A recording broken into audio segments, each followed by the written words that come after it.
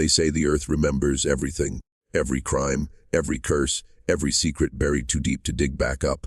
But in the quiet hills of Pennsylvania, there's a place the land itself seems to reject, a pit of stone and silence that locals refuse to speak of.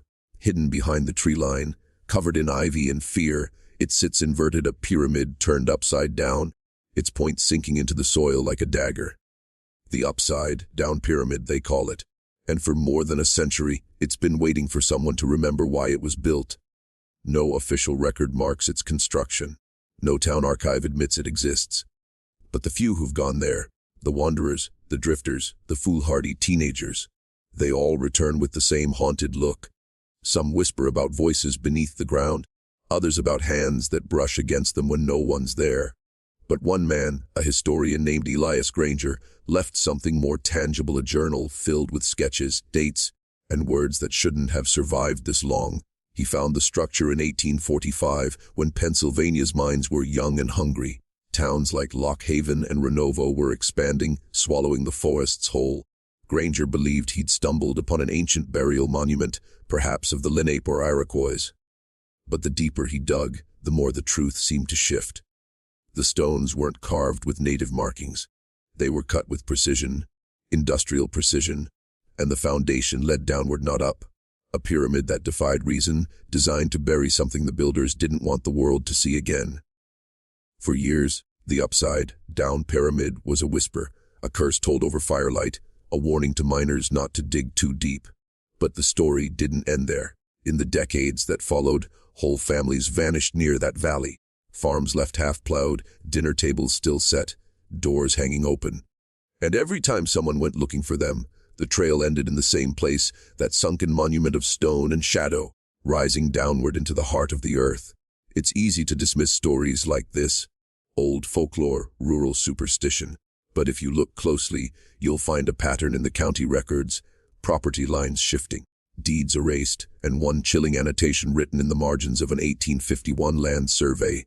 No burial permitted here again. And maybe, just maybe, that note wasn't meant for the dead. Elias Granger wasn't just another historian. He was obsessed, a man who believed America's soil held more truth than its books ever would. When he first stumbled across the pyramid site, it wasn't by chance. He'd been following a trail of letters, half-burned documents exchanged between two early settlers, the Holloway brothers, who mentioned a downward tomb for upward sins. Most historians dismissed the letters as drunken rambling, but Granger saw something else, coordinates faintly hidden in the margins, and when he followed them, he found the pit. He described the moment in his journal with unsettling clarity. The air, he wrote, was so still it rang in the ears. The structure itself was massive, nearly 60 feet wide, its stones arranged in precise geometric alignment.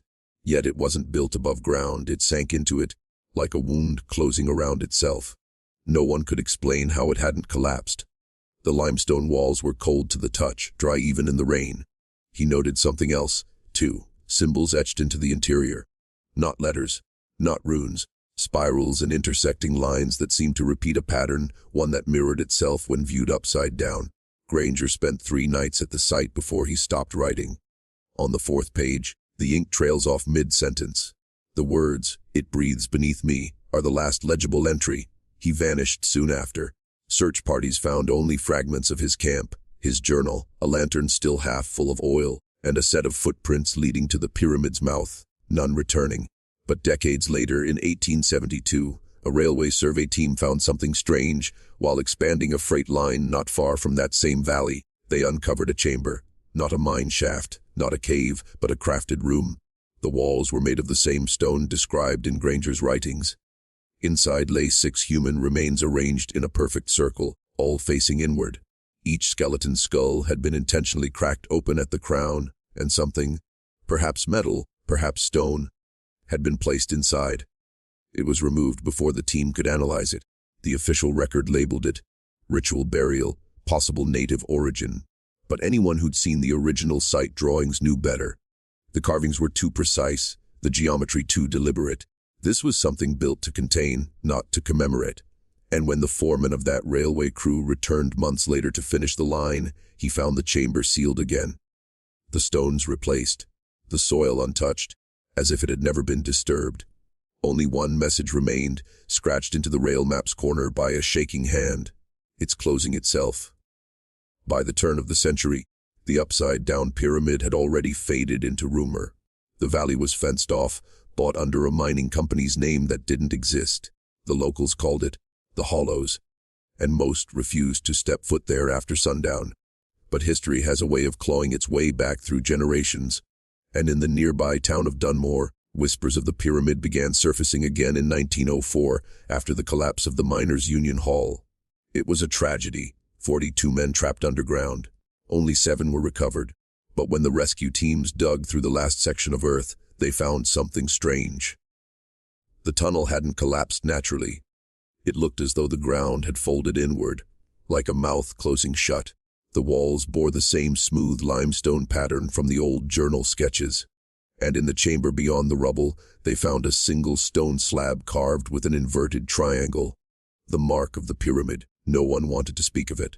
The newspapers printed a tame version, cave in at Dunmore mine, cause unknown.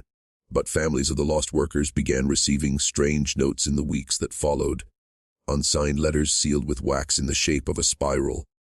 The contents were simple. Do not dig where the land breathes. Within a year, Dunmore began to change.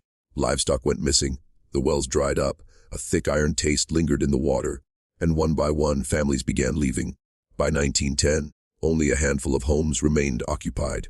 When the census takers arrived, they found whole streets abandoned, furniture still in place, clocks still ticking. The town was dying quietly, as if the earth had started to reclaim it. But not everyone forgot. In 1922, a preacher named Samuel Corbin began to gather those who stayed, mostly the older families, the ones who remembered Elias Granger's story. He believed the pyramid was a spiritual gate, a wound between worlds that could be healed through sacrifice. The local authorities dismissed him as delusional, but when Corbin and 12 of his followers vanished one autumn night, the sheriff found their trail heading toward the old valley. At the site, they discovered remnants of a fire and 13 sets of footprints descending into the darkness. No footprints came back. Only Corbin's Bible remained, open to a verse from Jobby, "The earth hath bars, and the dead come not forth." After that, Dunmore erased itself from maps. Mail routes were cut. The company ownership dissolved, but the land didn't stay silent. Hikers in the 1930s began reporting low sounds from beneath the hills. Not wind, not machinery, but something rhythmic, slow, almost like breath. The kind of sound that makes the ground feel alive beneath your feet. By 1949, America was rebuilding itself after the war. New highways, new industries, a new optimism that left no room for ghosts. But not everyone believed the past should stay buried. A small team of geology students from the University of Pittsburgh had come across an old map during a county records cleanup. A faded, water-stained document with a peculiar mark labeled only "Subterranean Formation, Do Not Disturb." The coordinates matched the valley once known as the Hollows, the upside-down pyramid. The students, led by a graduate named Ruth Lasker, saw it as a curiosity, a forgotten structure that could make their careers. She was brilliant, ambitious, and unafraid of legends. The others followed her, 5 in total. They set up camp in early autumn, when the air was crisp and the trees had begun to thin. Locals warned them not to go near the old site.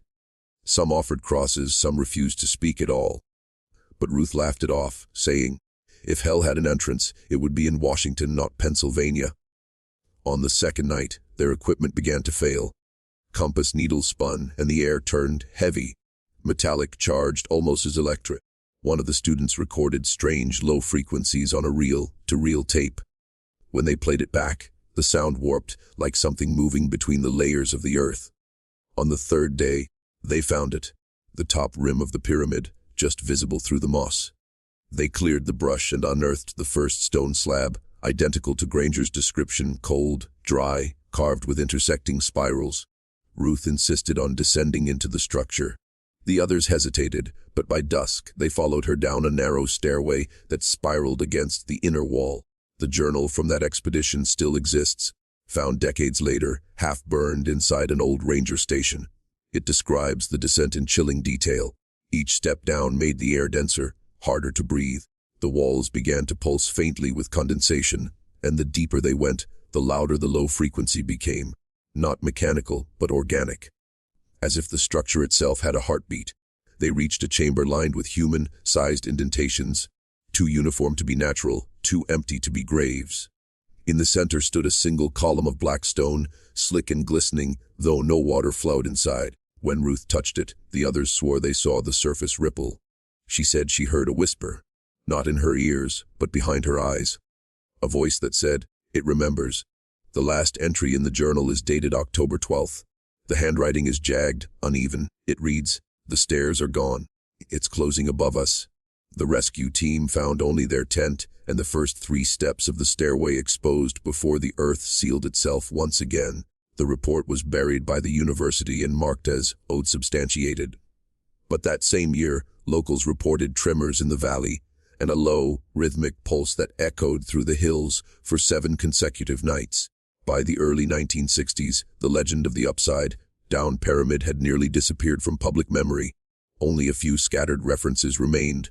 A forgotten article in the Loch Haven Gazette, a brief mention in an oral history archive. But something was stirring again beneath the soil of Pennsylvania. In the decade that followed, the pyramid didn't just return to rumor, it began to claim bloodlines. It started with the Millers, a family of 5 living on an isolated property 3 miles from where the pyramid was said to lie. They were ordinary people, quiet, religious, hard-working. In November of 1963, a neighbor found their farmhouse door wide open, lights still on, dinner untouched. No sign of struggle, no footprints leading away. Just the faint smell of iron in the air and a strange, chalky residue on the floor, a pale spiral drawn in what appeared to be ash. Within 6 months, 2 more families vanished under identical circumstances. The sheriff called it probable abduction. The newspapers called it mass hysteria. But there was no ransom, no suspect, no trace. The houses remained empty, slowly reclaimed by the woods. Only one man claimed to have seen something, a hunter named William Greer. He told police he'd followed the faint glow of a lantern through the trees one night, thinking it was poachers. What he found instead was a circle of figures standing silently in a clearing, and at the center, a pit breathing steam, ringed with black stone.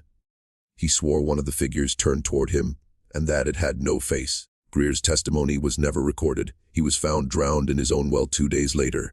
By 1972, federal officials quietly purchased a 50-acre radius around the site, labeling it a geological hazard zone.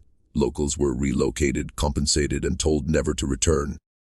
But even government secrecy couldn't hide what came next.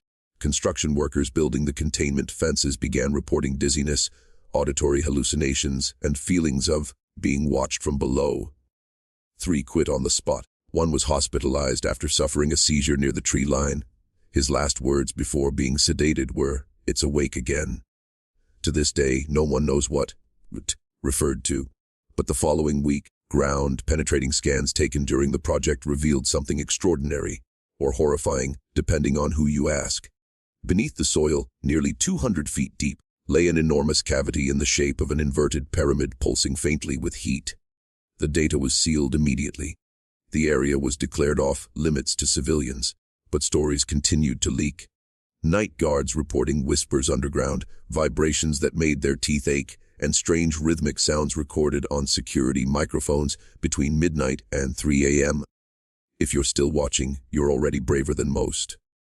Tell us in the comments, what would you have done if this was your bloodline? Would you have left that land? Or would you have gone down there, just once, to see what called your family's name from beneath the dirt? For nearly 15 years, the valley remained sealed under federal control. Maps were redrawn, access roads were erased, and those who lived nearby learned to pretend the land simply wasn't there. The upside-down pyramid became a myth again, an invisible scar hidden beneath the forest floor. But the quiet didn't last. In the summer of 1987, a classified incident broke that silence. It began as a minor seismic anomaly recorded by a geological station in Clinton County. The tremor was shallow, localized to less than 1 square mile, and it came with no aftershock. Yet nearby residents reported a deep sound, like something massive shifting underground, followed by a faint light seeping from the soil.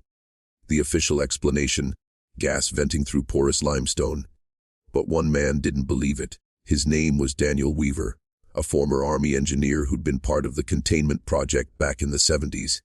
He began writing letters to local newspapers, claiming the government had built a concrete tomb over an ancient structure that would not stay buried. He was dismissed as a conspiracy theorist until that fall, his house burned to the ground under mysterious circumstances. The fire report stated origin indeterminate. Among the debris, only one thing survived: a half-melted tape recorder. The audio, restored years later by a local archivist, captured the last 2 minutes of Weaver's life. The sound begins with static, then a low hum, identical to the frequencies recorded during the 1949 excavation. Then a voice, distorted, almost inhuman, whispers a single phrase: "You built the walls inside out." No one knows what that means. But weeks later, the containment structure collapsed inward, swallowing nearly 3 acres of forest. The air turned acidic for days, killing everything within the perimeter, and then, just as suddenly, it stopped. No smoke, no debris. The ground sealed over itself again, smooth and cold as stone. Officially, the event was never acknowledged. The government declared the site a chemical waste reserve and paved over the access road with asphalt, letting the forest reclaim the rest. But those who remember the night say the valley glowed faintly for hours, a dull red light that pulsed in time with the wind.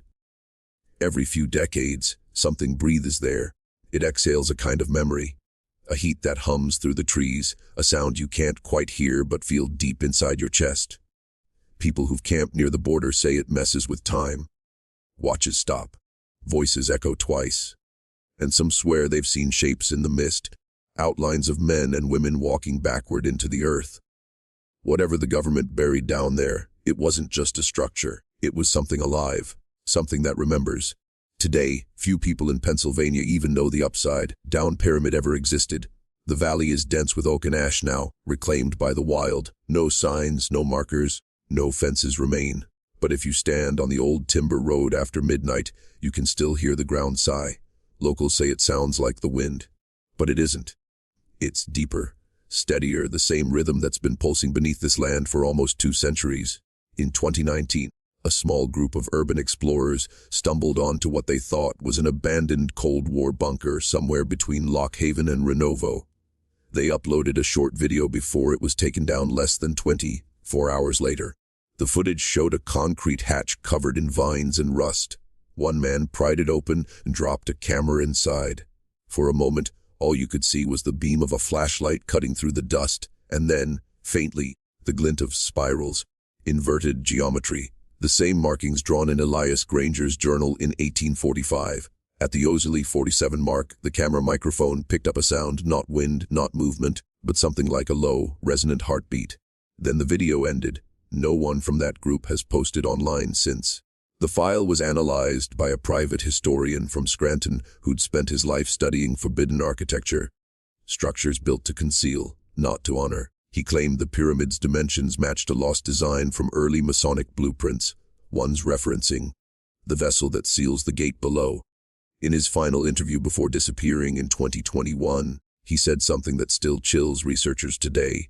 It isn't a tomb, it's a throat.